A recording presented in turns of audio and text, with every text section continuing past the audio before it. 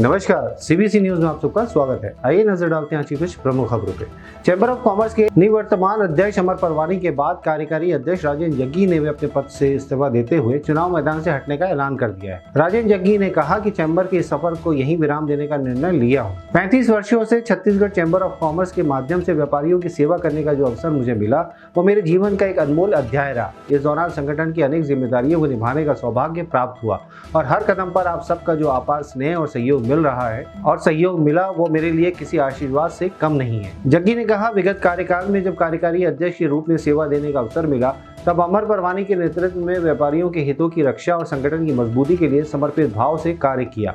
जब अमर परवानी ने चैम्बर चुनाव से अपने कदम पीछे हटाए हैं तो मैं भी उनके साथ अपने इस सफर को यही विराम देने का निर्णय लेता हूं। चैम्बर में किसी भी भूमिका में अब आगे नहीं रहूंगा क्योंकि ये सफर आपके प्रेम, आपके विश्वास और आपकी ताकत से ही सार्थक था और अब इसे सम्मानजनक विराम देना ही उचित होगा। लेकिन मेरी ये यात्रा केवल पद तक सीमित नहीं थी। ये व्यापारियों के अधिकारों, उनके स्वाभिमान और उनके संगठन की गरिमा के लिए थी। व्यापार पैनल के अध्यक्ष अमर परवानी ने एक बयान में कहा कि वे प्रदेश के 12 लाख व्यापारियों एवं जय व्यापार पैनल के हित को ध्यान में रखते हुए आगामी चैम्बर चुनाव में जय व्यापार पैनल के अध्यक्ष प्रत्याशी पद से अपना नाम वापस लेने का निर्णय लिया है। लेकिन व्यापारिक समाज की सेवा और उनके अधिकारों की रक्षा के लिए उनका संकल्प सदैव अटूट रहेगा। यह निर्णय किसी व्यक्तिगत लाभ या हानि से परे व्यापारी समाज के हितों, संगठन की गरिमा और लोकतांत्रिक मूल्यों की रक्षा को प्राथमिकता देने के उद्देश्य से लिया गया है। जय व्यापार पैनल को अब तक जो अपार समर्थन, स्नेह और विश्वास व्यापारियों से मिला वो हमारे लिए सबसे बड़ी पूंजी है। हमें विश्वास है ये समर्थन हमेशा मिलता रहेगा। Chhattisgarh chamber of commerce and industries के चुनाव में इस बार नया समीकरण देखने को मिला है। व्यापारी एकता पैनल और जय व्यापार पैनल के बीच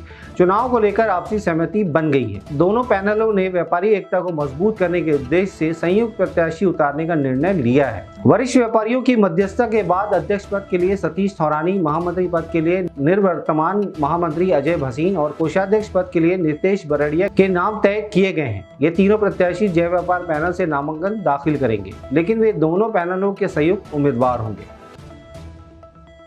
राजधानी रायपुर में शास्त्री चौक से जयस्तंभ चौक, अंबेडकर अस्पताल चौक के बीच 7 साल से अधूरे स्काईवॉक का निर्माण कार्य अब जल्द शुरू हो सकता है। लोक निर्माण विभाग द्वारा बुलाई गई निविदा में 2 निर्माण एजेंसियों ने रुचि दिखाई। ये दोनों एजेंसियां पात्र भी पाई गई हैं। अब निविदा खोलने की तैयारी है।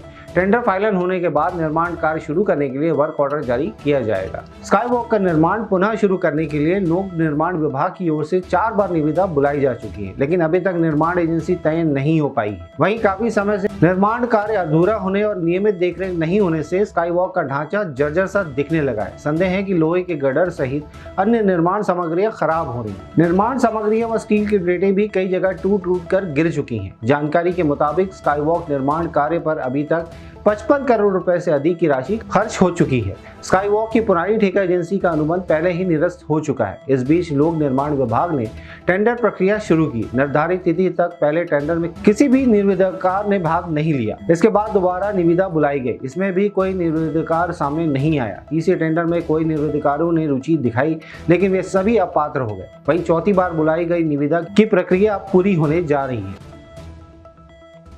सीबीसी न्यूज के साथ में जुड़े रहिए। धन्यवाद।